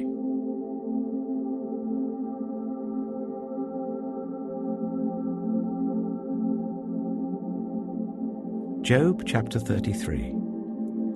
But now, Job, listen to my words. Pay attention to everything I say. I am about to open my mouth. My words are on the tip of my tongue. My words come from an upright heart. My lips sincerely speak what I know. The Spirit of God has made me. The breath of the Almighty gives me life. Answer me then, if you can. Stand up and argue your case before me. I am the same as you, in God's sight. I too am a piece of clay. No fear of me should alarm you, nor should my hand be heavy on you. But you have said in my hearing, I heard the very words, I am pure, I have done no wrong. I am clean and free from sin, yet God has found fault with me. He considers me his enemy. He fastens my feet in shackles. He keeps close watch on all my paths. But I tell you, in this you are not right. For God is greater than any mortal. Why do you complain to him that he responds to no one's words? For God does speak, now one way, now another, though no one perceives it. In a dream, in a vision of the night, when deep sleep falls on people as they slumber in their beds, he may speak in their ears and terrify them with warnings, to turn them from wrongdoing and keep them from pride, to preserve them from the pit, their lives from perishing by the sword. Or someone may be chastened on a bed of pain, with constant distress in their bones, so that their body finds food repulsive and their soul loathes the choicest meal. Their flesh wastes away to nothing, and their bones, once hidden, now stick out. They draw near to the pit, and their life to the messengers of death. Yet if there is an angel at their side, a messenger, 1 out of 1,000, sent to tell them how to be upright, and he is gracious to that person and says to God, spare them from going down to the pit. I have found a ransom for them. Let their flesh be renewed like a child's. Let them be restored as in the days of their youth. Then that person can pray to God and find favor with him. They will see God's face and shout for joy. He will restore them to full well-being. And they will go to others and say, I have sinned, and I have perverted what is right, but I did not get what I deserved. God has delivered me from going down to the pit, and I shall live to enjoy the light of life. God does all these things to a person, twice, even 3 times, to turn them back from the pit, that the light of life may shine on them. Pay attention, Job, and listen to me. Be silent, and I will speak. If you have anything to say, answer me. Speak up, for I want to vindicate you. But if not, then listen to me. Be silent, and I will teach you wisdom.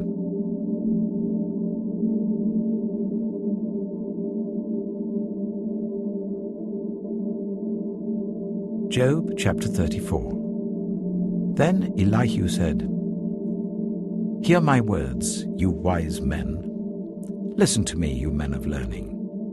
For the ear tests words as the tongue tastes food. Let us discern for ourselves what is right. Let us learn together what is good.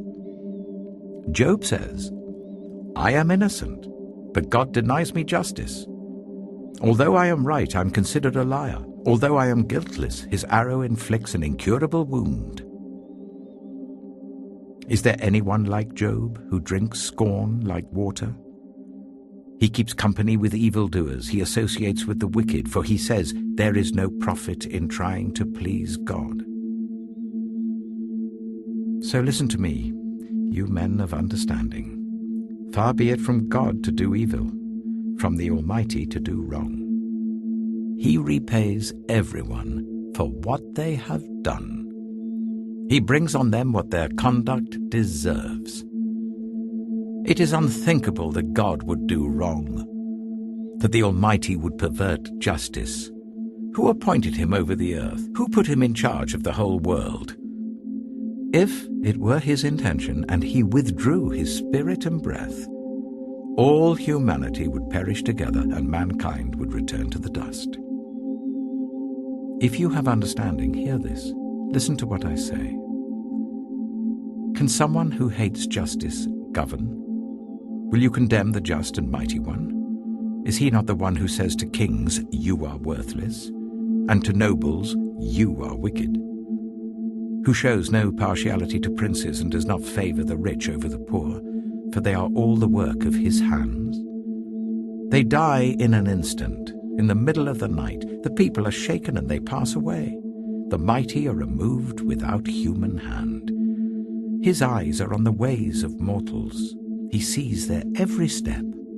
There is no deep shadow, no utter darkness where evildoers can hide. God has no need to examine men further, that they should come before him for judgment. Without inquiry, he shatters the mighty and sets up others in their place. Because he takes note of their deeds, he overthrows them in the night and they are crushed. He punishes them for their wickedness where everyone can see them, because they turned from following him and had no regard for any of his ways. They caused the cry of the poor to come before him, so that he heard the cry of the needy. But if he remains silent, who can condemn him? If he hides his face, who can see him? Yet he is over individual and nation alike, to keep the godless from ruling, from laying snares for the people. Suppose someone says to God, "I am guilty but will offend no more. Teach me what I cannot see. If I have done wrong, I will not do so again." Should God then reward you on your terms when you refuse to repent? You must decide, not I. So tell me what you know. Men of understanding declare, wise men who hear me say to me, Job speaks without knowledge, his words lack insight. Oh, that Job might be tested to the uttermost for answering like a wicked man. To his sin he adds rebellion. Scornfully he claps his hands among us and multiplies his words against God.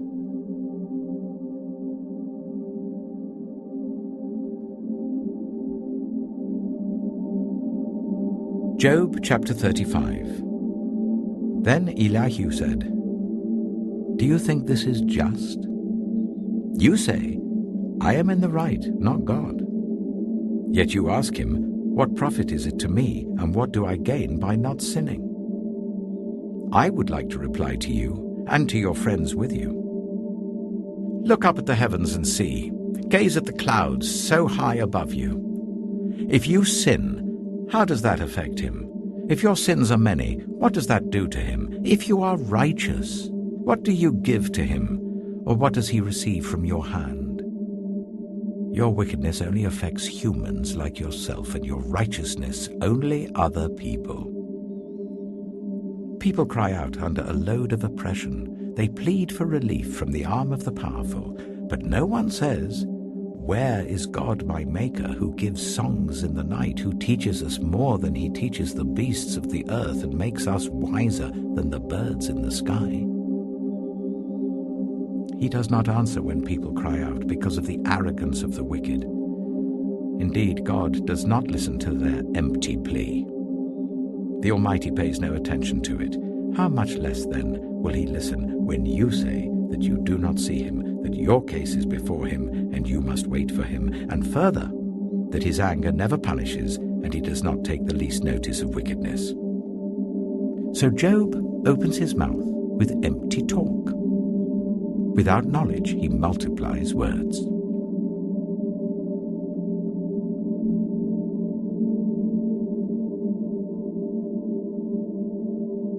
Job chapter 36.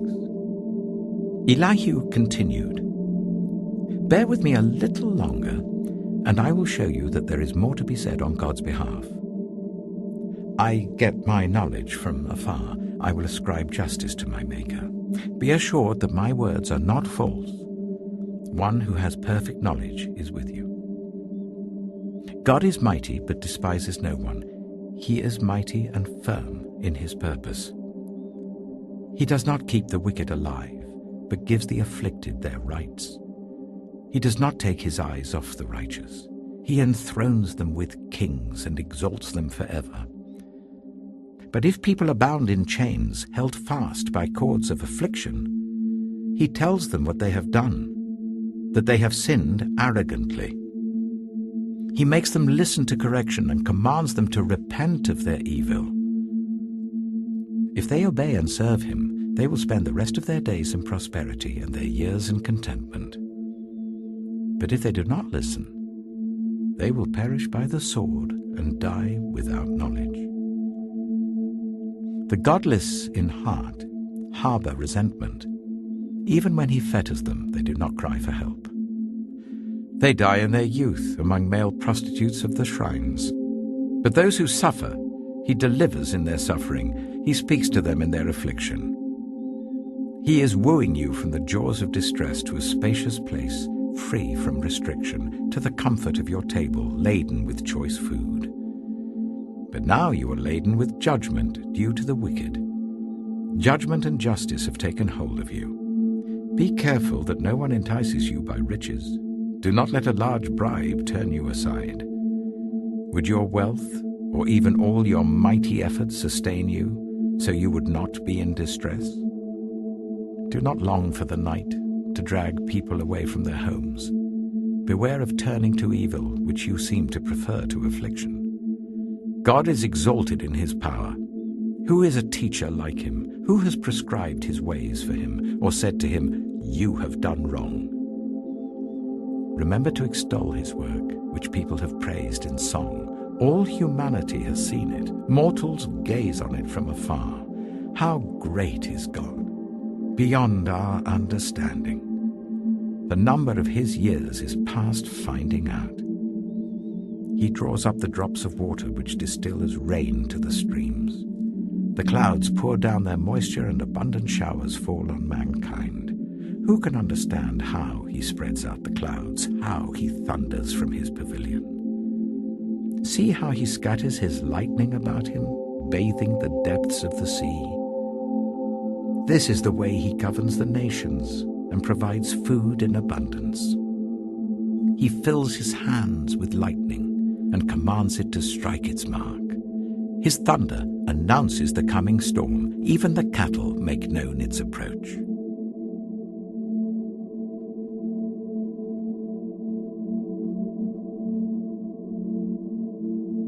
Job chapter 37. At this, my heart pants and leaps from its place. Listen. Listen to the roar of his voice, to the rumbling that comes from his mouth. He unleashes his lightning beneath the whole heaven and sends it to the ends of the earth. After that comes the sound of his roar. He thunders with his majestic voice. When his voice resounds, he holds nothing back. God's voice thunders in marvelous ways. He does great things beyond our understanding. He says to the snow, "Fall on the earth," and to the rain shower, "Be a mighty downpour," so that everyone he has made may know his work. He stops all people from their labor. The animals take cover, they remain in their dens. The tempest comes out from its chamber, the cold from the driving winds. The breath of God produces ice, and the broad waters become frozen. He loads the clouds with moisture. He scatters his lightning through them. At his direction, they swirl around over the face of the whole earth to do whatever he commands them. He brings the clouds to punish people, or to water his earth and show his love. Listen to this, Job. Stop and consider God's wonders. Do you know how God controls the clouds and makes his lightning flash? Do you know how the clouds hang poised, those wonders of him who is perfect in knowledge? You who swelter in your clothes when the land lies hushed under the south wind, can you join him in spreading out the skies, hard as a mirror of cast bronze? Tell us what we should say to him. We cannot draw up our case because of our darkness. Should he be told that I want to speak? Would anyone ask to be swallowed up? Now no one can look at the sun, bright as it is in the skies, after the wind has swept them clean. Out of the north he comes in golden splendor. God comes in awesome majesty. The Almighty is beyond our reach and exalted in power. In his justice and great righteousness he does not oppress. Therefore people revere him. For does he not have regard for all the wise in heart?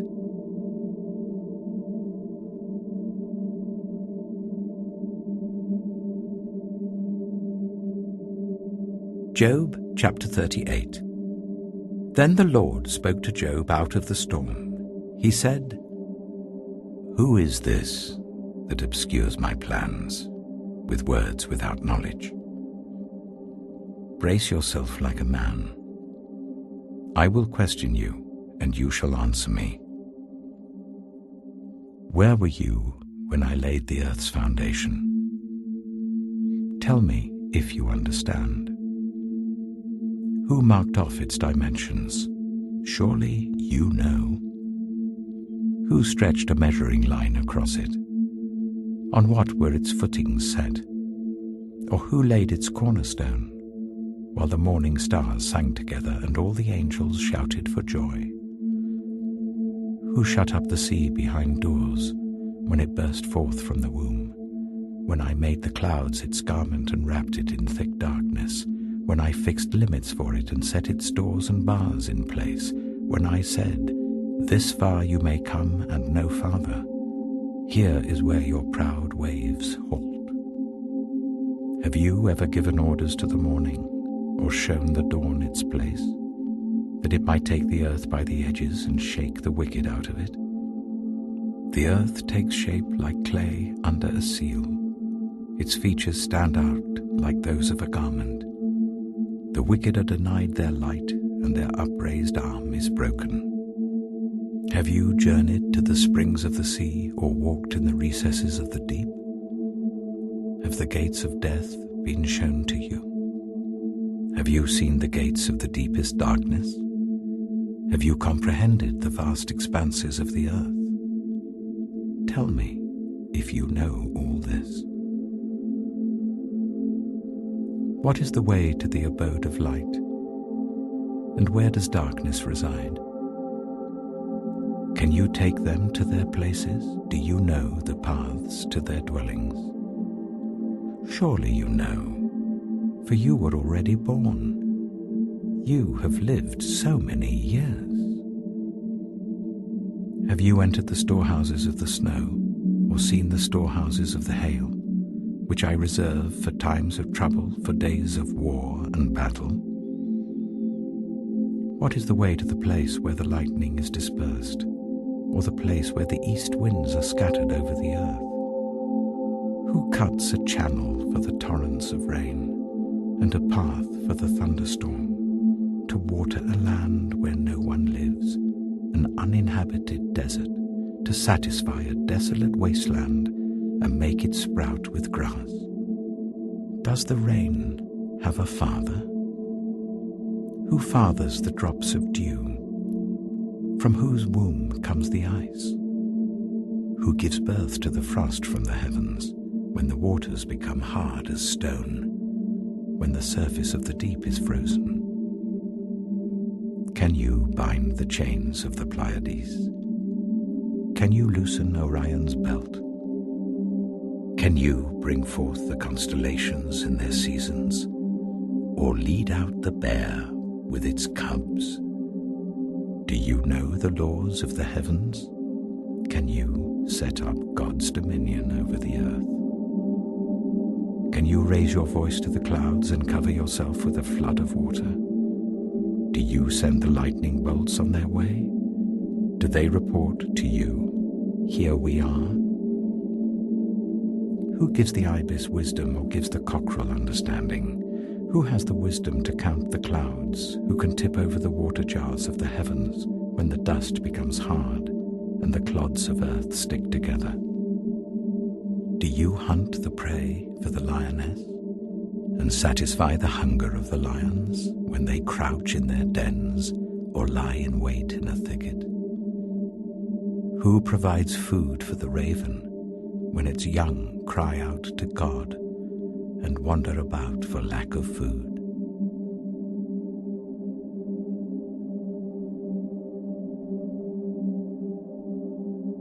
Job chapter 39. Do you know when the mountain goats give birth? Do you watch when the doe bears her fawn? Do you count the months till they bear? Do you know the time they give birth? They crouch down and bring forth their young. Their labor pains are ended. Their young thrive and grow strong in the wilds. They leave and do not return. Who let the wild donkey go free? Who untied its ropes? I gave it the wasteland as its home, the salt flats as its habitat. It laughs at the commotion in the town. It does not hear a driver's shout. It ranges the hills for its pasture and searches for any green thing. Will the wild ox consent to serve you? Will it stay by your manger at night? Can you hold it to the furrow with a harness? Will it till the valleys behind you? Will you rely on it for its great strength? Will you leave your heavy work to it? Can you trust it to haul in your grain and bring it to your threshing floor? The wings of the ostrich flap joyfully, though they cannot compare with the wings and feathers of the stork. She lays her eggs on the ground and lets them warm in the sand, unmindful that a foot may crush them, that some wild animal may trample them. She treats her young harshly, as if they were not hers. She cares not that her labor was in vain, for God did not endow her with wisdom, or give her a share of good sense. Yet when she spreads her feathers to run, she laughs at horse and rider. Do you give the horse its strength, or clothe its neck with a flowing mane? Do you make it leap like a locust, striking terror with its proud snorting? It paws fiercely, rejoicing in its strength, and charges into the fray. It laughs at fear, afraid of nothing. It does not shy away from the sword. The quiver rattles against its side, along with the flashing spear and lance. In frenzied excitement, it eats up the ground. It cannot stand still when the trumpet sounds. At the blast of the trumpet it snorts, aha! It catches the scent of battle from afar, the shout of commanders and the battle cry. Does the hawk take flight by your wisdom and spread its wings towards the south? Does the eagle soar at your command and build its nest on high? It dwells on a cliff and stays there at night. A rocky crag is its stronghold. From there it looks for food. Its eyes detect it from afar. Its young ones feast on blood, and where the slain are, there it is.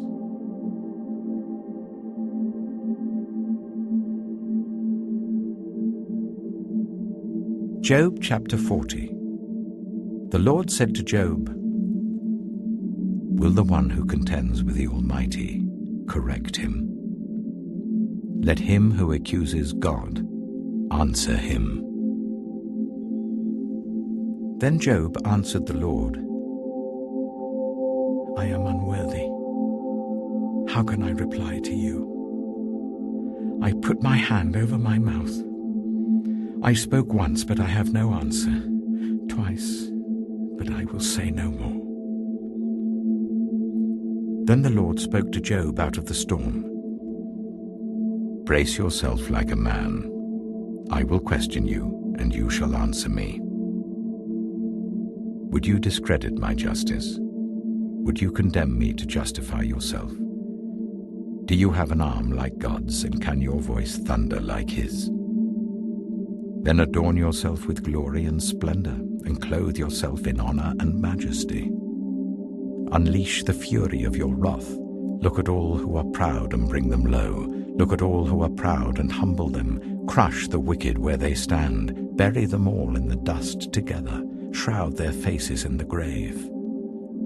Then I myself will admit to you that your own right hand can save you. Look at Behemoth, which I made along with you, and which feeds on grass like an ox. What strength it has in its loins, what power in the muscles of its belly. Its tail sways like a cedar, the sinews of its thighs are close knit. Its bones are tubes of bronze, its limbs like rods of iron. It ranks first among the works of God, yet its maker can approach it with his sword. The hills bring it their produce, and all the wild animals play nearby. Under the lotus plant it lies, hidden among the reeds in the marsh. The lotuses conceal it in their shadow, the poplars by the stream surround it. A raging river does not alarm it. It is secure, though the Jordan should surge against its mouth. Can anyone capture it by the eyes, or trap it and pierce its nose?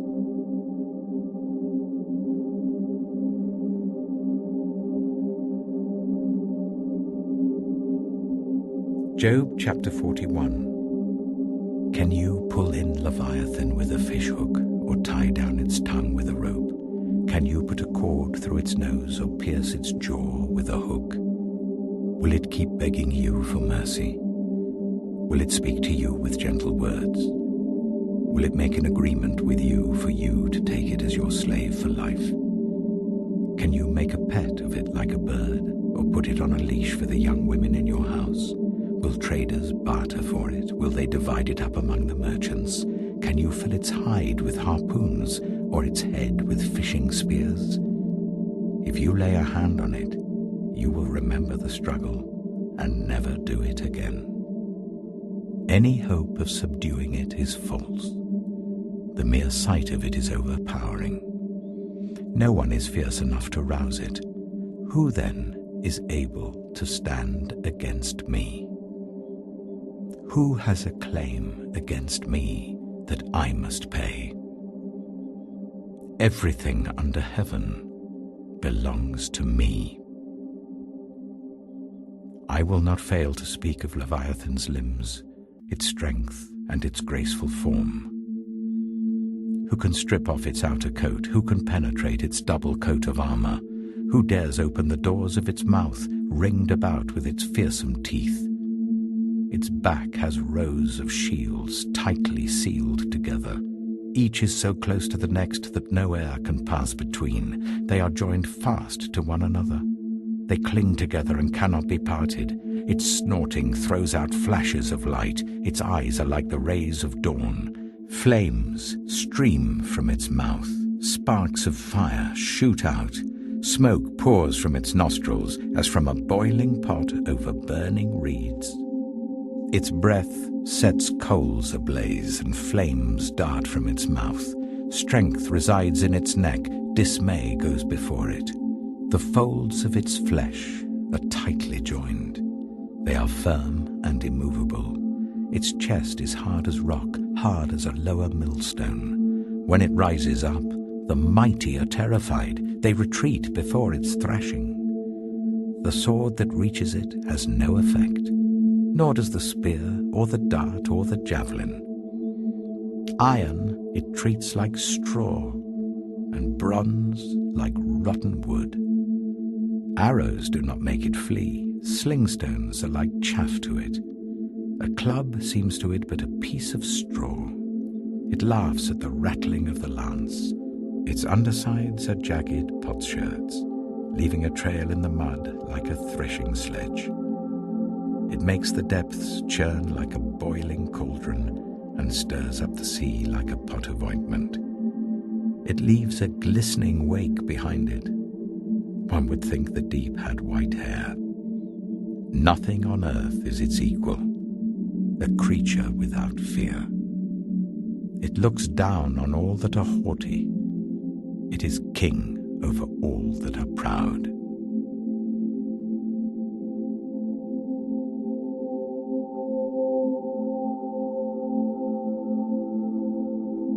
Job chapter 42. Then Job replied to the Lord, I know that you can do all things. No purpose of yours can be thwarted. You asked, who is this that obscures my plans without knowledge? Surely I spoke of things I did not understand, things too wonderful for me to know. You said, listen now, and I will speak. I will question you, and you shall answer me. My ears had heard of you, but now my eyes have seen you. Therefore I despise myself and repent in dust and ashes. After the Lord had said these things to Job, he said to Eliphaz the Temanite, I am angry with you and your two friends, because you have not spoken the truth about me, as my servant Job has.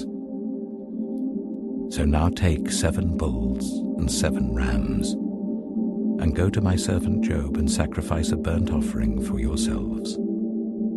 My servant Job will pray for you, and I will accept his prayer, and not deal with you according to your folly. You have not spoken the truth about me, as my servant Job has. So Eliphaz the Temanite, Bildad the Shuhite, and Zophar the Naamathite did what the Lord told them, and the Lord accepted Job's prayer. After Job had prayed for his friends, the Lord restored his fortunes and gave him twice as much as he had before. All his brothers and sisters, and everyone who had known him before, came and ate with him in his house. They comforted and consoled him over all the trouble the Lord had brought on him, and each one gave him a piece of silver and a gold ring. The Lord blessed the latter part of Job's life more than the former part. He had 14,000 sheep, 6,000 camels, 1,000 yoke of oxen, and 1,000 donkeys. And he also had 7 sons and 3 daughters. The first daughter he named Jemimah, the second Keziah, and the third Karen-Happuch. Nowhere in all the land were there found women as beautiful as Job's daughters, and their father granted them an inheritance along with their brothers. After this, Job lived 140 years. He saw his children and their children to the 4th generation. And so Job died, an old man and full of years.